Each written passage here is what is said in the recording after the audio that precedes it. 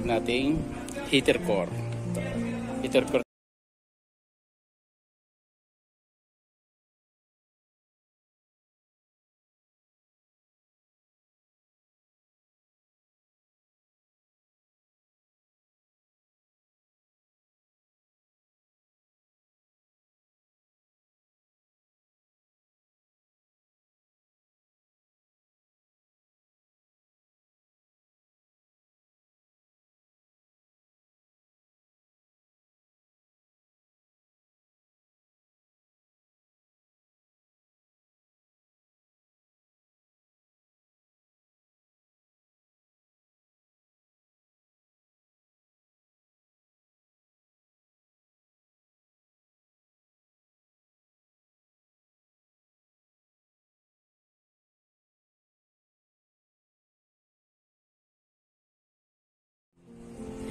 Siya nakalagay sa box na yan. So magkasama sila sa isang box pero may separator yan, at saka may division ng plug para pwede mo siyang i-switch sa malamig at pwede mo siyang i-switch sa blow na mainit na hangin.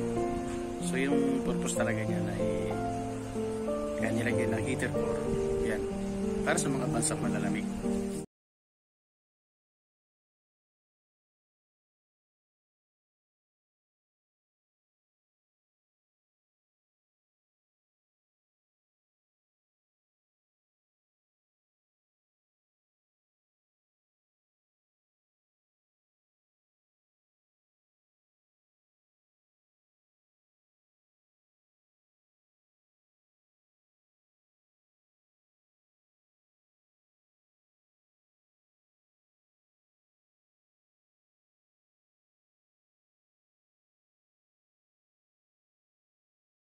Mainit siya.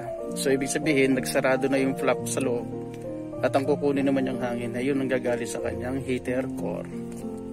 So yun ang purpose ng heater core. Ito ang switch na nagko-control para mag-switch siya sa heater core, at yung blue para mag-switch sa ating AC o air conditioning sa loob ng sasakyan. Ang purpose ng heater core po sa mga sasakyan ay sa mga bansang malalamig o nagyayelo. Dahil sobrang lamig, kailangan po natin mag-warm sa loob ng sasakyan dahil natin kaya sobrang lamig. Kaya po meron siyang heater core at switch natin ito sa mainit. At ang lalabas po dyan sa blower natin ng AC ay mainit na hangin na nangagaling doon sa kanyang heater core. Doon sa pinirwanan ko kanina, yung heater core, ang pagkakaiba ng heater core at pagkakaiba ng kanyang evaporator o AC doon sa loob ng dashboard. Ano po? So ito yung switch ng AC. Pag pindot mo dyan, naka-on yan. At ito naman yung control kung gusto natin ng mainit na tugon ng hangin at malamig. Ang mainit na hangin ay ginagamit sa mga malalamig na bansa. Pero sa Pilipinas, kung kalimitan lagi tayo mainit, naka-aircon tayo lagi. So ito naman yung blow kung saan mo gusto, sa mukha, sa iyong katawan. At ito naman ay kasama yung paa. Kung gusto mong malamigyan ng paa mo, switch mo siya rito. O gusto mo naman ay yung paa mo lang. Pero ito, kontrolado sa heater niya sa paa. Pwede rin siyang i-switch mo doon kasama yung blower mo sa mukha at kasama yung heater sa paa.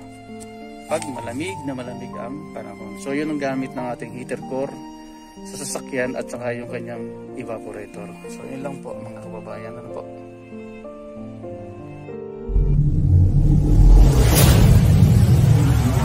Thank you.